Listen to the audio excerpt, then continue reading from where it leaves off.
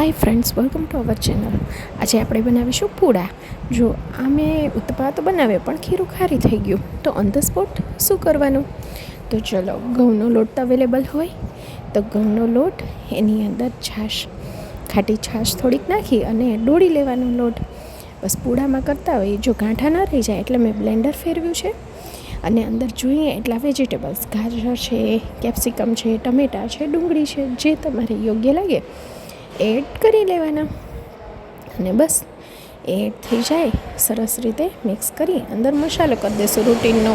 હળદર નાખીશું, મરચું નાખીશું, મીઠું નાખીશું, પછી થોડોક ગરમ મસાલો નાખી દઈશું.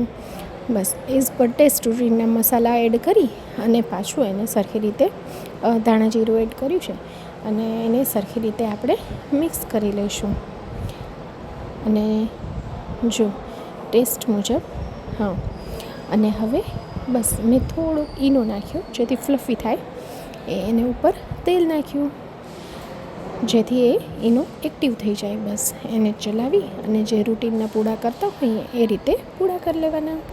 એને 10 મિનિટ થોડીક વાર રેસ્ટ આપી દેવાનો, એટલે જેથી બધું મિક્સ થઈ જાય.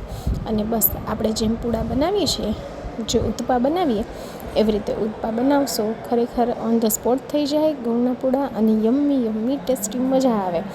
કોઈક વાર લંચમાં પણ, ટિફિનમાં પણ છોકરાઓને દેવું હોય તો પણ સરસ લાગે. જરૂર ટ્રાય કરજો. Thank you.